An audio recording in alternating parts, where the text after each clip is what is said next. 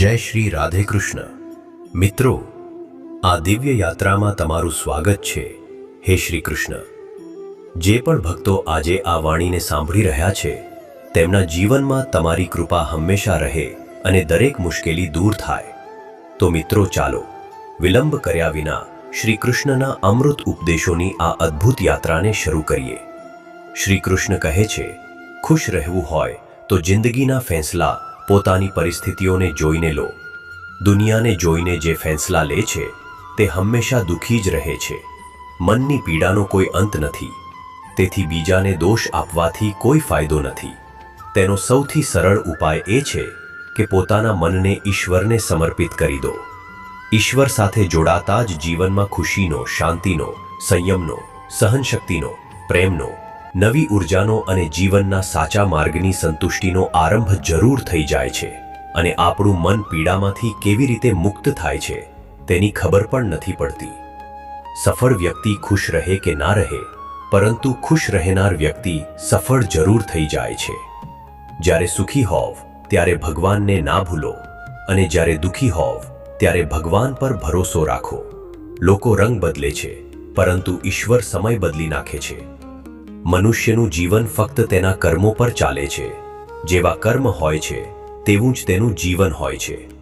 જે કર્યું છે તે અવશ્ય સામે આવશે, કારણ કે કર્મ કોઈના સગા નથી હોતા.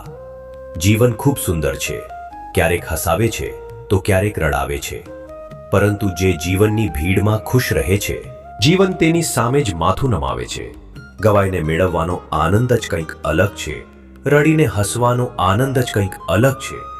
હારવું એ તો જીવનનો હિસ્સો હોય છે, પરંતુ હાર્યા પછી જીતવાનો આનંદ જ કંઈક અલગ હોય છે. સારું બનવા માટે કોઈની નકલ કરવાની જરૂર નથી. પોતે એટલા સારા બનો કે લોકો તમારી નકલ કરવા લાગે.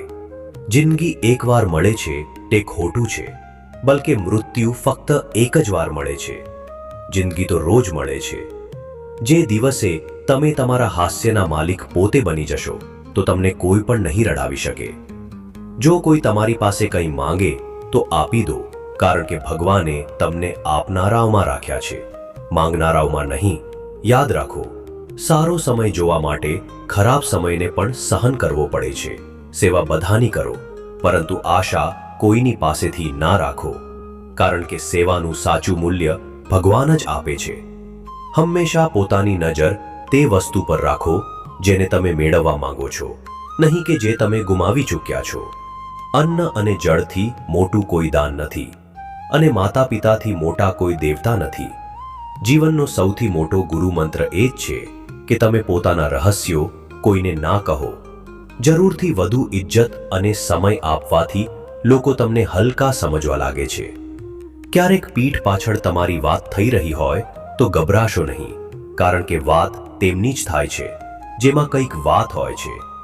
યાદ રાખો, સફળતા ક્યારેય માંગવાથી નથી મળતી, માંગવાથી ફક્ત ભીખ મળે છે. સફળતા મેળવવા માટે તમારે જાતે મહેનત કરવી પડશે. નાની નાની ભૂલોથી બચવાનો પ્રયાસ કરો, કારણ કે માણસ ઠોકરો પહારોથી નહીં, બલકે નાના નાના પથ્થરોથી ખાય છે.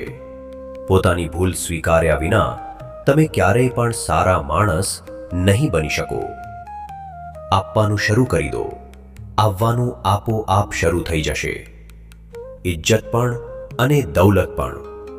લોકો પોતાના શરીરને સુંદર બનાવવામાં લાગેલા રહે છે, પરંતુ પરમાત્માની સુંદરતા શરીરની સુંદરતાથી ઘણી વધારે મહત્વપૂર્ણ છે. શરીર તો નાશવંત છે, માટી જ છે, અને માટીમાં જ ભળી જાય છે, પરંતુ આત્મા અમર છે. તેથી આત્માની સુંદરતા પર ધ્યાન આપો. ઘણી નમ્રતાની જરૂર છે સંબંધોને નિભાવવા માટે. છળ કપટથી તો ફક્ત મહાભારત જ રચાય છે. માણસની વિચારસરણી જ તેની સૌથી મોટી ઓળખ છે. નહીંતર તો દુનિયામાં એક નામના ઘણા વ્યક્તિઓ છે. તે વ્યક્તિનું મંજિલથી ભટકવું નક્કી છે, જેની સંગતમાં નકારાત્મક લોકો રહે છે. સમય હંમેશા એક સરખો નથી રહેતો. આજે દુઃખ છે તો કાલે સુખ પણ આવશે, અને સુખ પછી દુઃખ પણ આવવું સ્વાભાવિક છે. તમારે પૂરા ધૈર્ય અને શ્રી કૃષ્ણ પર વિશ્વાસ સાથે પોતાનું જીવન જીવવું જોઈએ. આ 5 વસ્તુઓ અત્યારથી જ છોડી દો. બીજાને ખુશ કરવાનું, બીજા પાસેથી અપેક્ષા રાખવાનું, પોતાના ભૂતકાળમાં જીવન જીવવાનું, પોતાને કોઈથી કમ આંકવા અને વધારે વિચારવું, ત્યારે જ તમે સૌથી સારું જીવન જીવી શકશો. આજકાલ કોઈના ગુણો કરતાં વધારે રૂપ, રંગ અને કપડાંને જોવામાં આવે છે, પરંતુ યાદ રાખો, એક દિવસ રૂપ, રંગ અને કપડાં ધોકો આપી જ દે છે, પરંતુ જેમાં ગુણ છે તે હંમેશા સાથ નિભાવે છે. જે વ્યક્તિ કોઈના ચહેરા પર હાસ્ય અને જીવનમાં ખુશી લાવવાની ક્ષમતા રાખે છે, ઈશ્વર તેના ચહેરા પર ક્યારેય હાસ્ય અને જીવનમાં ખુશી ઓછી નથી થવા દેતા. જ્યારે ધન કમાઓ છો તો ઘરમાં વસ્તુઓ આવે છે, પરંતુ જ્યારે કોઈનો આશીર્વાદ કમાઓ છો તો ધનની સાથે ખુશી, સ્વાસ્થ્ય અને પ્રેમ પણ આવે છે. ફક્ત ધનથી જ નહીં, મનથી પણ અમીર બનો, કારણ કે મંદિરોમાં સોનાના કળશ ભલે લાગ્યા હોય, પરંતુ નતમસ્તક પથ્થરની સીડીઓ પર જ થવું પડે છે. જે ફક્ત પોતાનું ભલું ઈચ્છે છે તે દુર્યોધન છે. જે પોતાના લોકોનું ભલું ઈચ્છે છે તે યુધિષ્ઠિર છે. જે સૌનું ભલું ઈચ્છે છે તે શ્રી કૃષ્ણ છે. આ દુનિયામાં કોઈ પણ એવો વ્યક્તિ નથી જેની પાસે સમસ્યાઓ ના હોય, અને એવી કોઈ સમસ્યા નથી જેનું કોઈ સમાધાન ના હોય. કુદરતે 2 જ રસ્તા આપ્યા છે, આપીને જાઓ અથવા મૂકીને જાઓ. પોતાની સાથે લઈ જવાની કોઈ વ્યવસ્થા નથી, પરંતુ તેમ છતાં પણ મનુષ્ય સમજતો જ નથી. યાદ રાખજો, ભગવાન પાસેથી ક્યારેય આશા છોડતા નહીં અને દુનિયાવાળા પાસેથી ક્યારેય આશા રાખતા નહીં. એ પ્રેમ પર વિશ્વાસ ના કરો જેમાં ભગવાન શ્રી કૃષ્ણ પણ હારી ગયા. એ મિત્રતા પર ગર્વ કરો જેમાં ગરીબ સુદામા પણ જીતી ગયા. પરમાત્મા બધાને એક જ માટીમાંથી બનાવે છે, બસ ફરક એટલો છે, કોઈ બહારથી સુંદર હોય છે તો કોઈ અંદરથી. સમજ જ્ઞાનથી વધુ ઊંડી છે. તમે ઘણા લોકોને ઓળખતા હશો, પરંતુ અમુક જ તમને સમજે છે. પ્રેમ દુનિયાની સૌથી સુંદર વસ્તુ છે. તો મિત્રો, આ વિડીયોમાં બસ આટલું જ. આશા રાખું છું કે આ વિડીયોમાંથી તમને ઘણું બધું શીખવા મળ્યું હશે. ફરી મળીશું એક નવા વિડીયો સાથે.